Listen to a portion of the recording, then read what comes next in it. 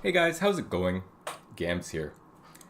I'm here on a hot summer day. I've got the AC running on full blast. I've got my cafe mocha. And I thought this would be a good opportunity to spitball at you just some tips for learning Japanese. And I wanted to talk specifically about one question that I get a lot from new-ish learners to Japanese. And that question is, Gams, how many new Anki cards should I do a day? And this is a really personal question. It depends on your circumstances. When can you fit in new cards a day? Like things like this. Um, and I wanted to answer this question in a variety of ways that will help you answer this question for yourself. I just want to give you some wisdom and some sort of food for thought so you can set that new card number correctly for yourself. And setting that number correctly is actually quite a big deal because the faster you can learn Japanese, the faster you can use Japanese, one, and two, the faster you learn Japanese, the faster you learn Japanese. Because if you know a shit ton of Japanese, then you can just read a visual novel and learn an even bigger number of Japanese, right? So you want to get to the point where you can actually like do the immersion thing as fast as you can. Because the beginning part where you're just grinding vocab and there's no end in sight and it's just like more words, more words, more words, that is the pit that swallows up 99% of the beginners. This is like the R learn Japanese eternal beginner hellhole. They can't get the first 2,000 words in Japanese down, and then they're like, I've been studying Japanese for 4 years and I don't understand shit. Don't be that guy. Okay? So, going back to the original question, the center point of this video, how many new cards should I do a day? And I think this is kind of a bad question because it has the obvious answer of as many as you can, right? But more, how should I say, more broadly, what I think you should be asking yourself is, when do I want to know Japanese? And by know Japanese, I mean there's two big milestones here. One is, when do I want the first 2K cards down? Because that's when you can start using Japanese in like some sort of limited context. And then question two is, when do I want the first 6K words down? Because this is when you can use Japanese in a much broader variety of contexts. If you finish the core 6K and you have a pretty good retention rate for that, you should be able to read most visual novels. Manga, yes. Light novels, probably. I'm going to be honest, I've like almost never read a light novel in my life. I don't even know what's in them. But like, so the two big milestones are 2K and 6K.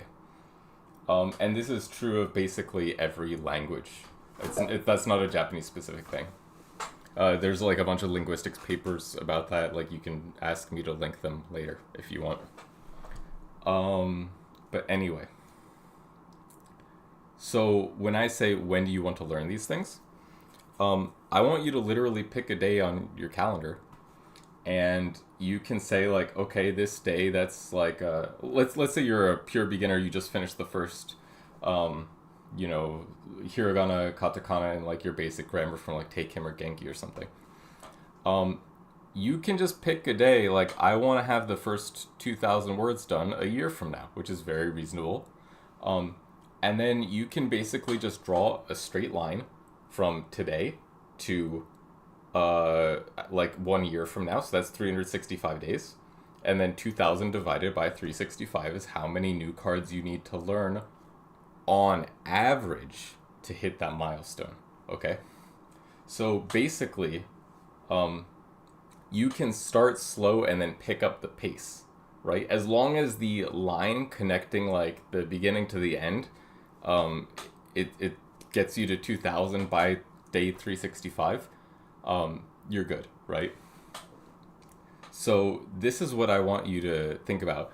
Don't think about how many new Anki cards should I do right now. How many new Anki cards should I do on average? And keep keep that line as reference, do I need to pick up the pace? Like, are my cumulative cards not hitting this line? The cumulative number of new cards that I've done, because it's got to get up to 2,000 by the end of the year, right? Even if you start slow, or if you're going extra fast, you have leeway. For instance, if instead of doing like, if you're doing like 20 new cards a day on average, you could just be like, you know what, this week I'm gonna do 100 new cards a day for a whole week, right? And now you have like some sort of like excess of like hundreds and hundreds of cards. You can just turn new cards off, and then you can turn new cards off for like 3 weeks, and you're still like ahead of that line, right? So when I was studying Japanese, I okay, here's a really big history lesson for all of you. The Core 6K and Core 2K and Core 6K come from a website called iKnow. And iKnow used to be called like smart.fm or something. This was like 15 years ago. This was before people used Anki or anything. This was before SRS was like kind of like a big thing.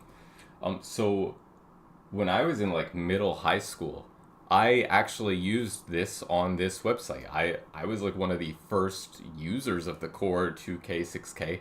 I'm pretty sure I was still using it when it was like in development. Like the Core 6K wasn't even done yet.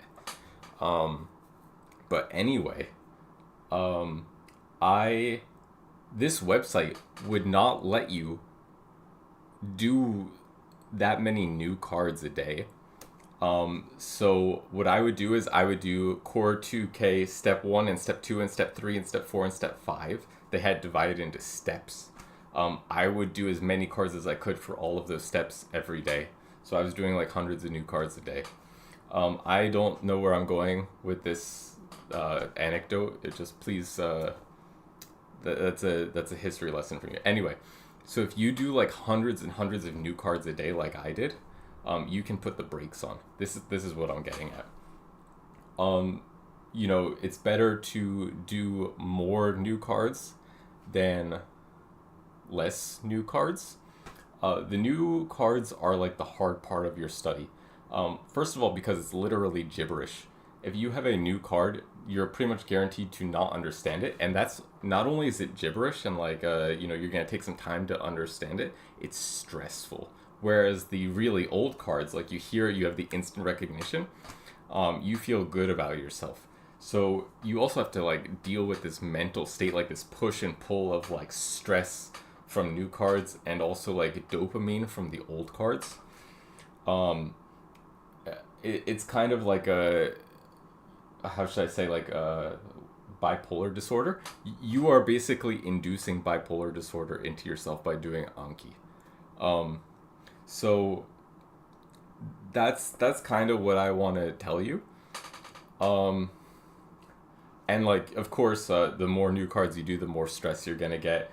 But also the more dopamine you're gonna pump into your system. So like, if you really want to like go off the walls, like you just want to like get rid of your sanity, and like, become some sort of like superhuman, you want to do all your Anki cards right now. Like literally go to the Core 6K, add 6,000 new cards right now and just do them right now.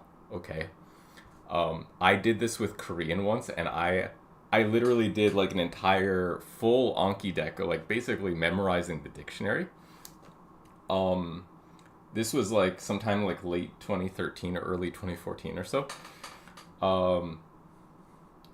No, late 2014. That's when it was. I remember it pretty vividly.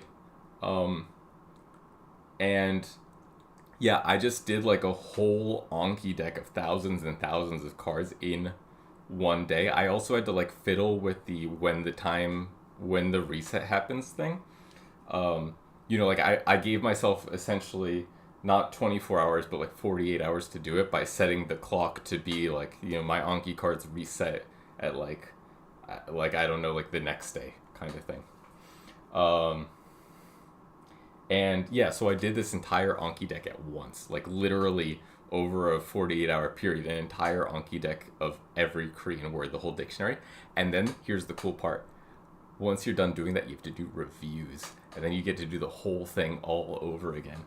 So like if you really want to like lose your sanity permanently and like actually cause yourself brain damage, do that. And when I say brain damage, I mean like you'll become like some sort of demigod. Anyway, I hope this was helpful for you beginners. Um, and I will see you on the other side after you finish your Anki cards. Take care.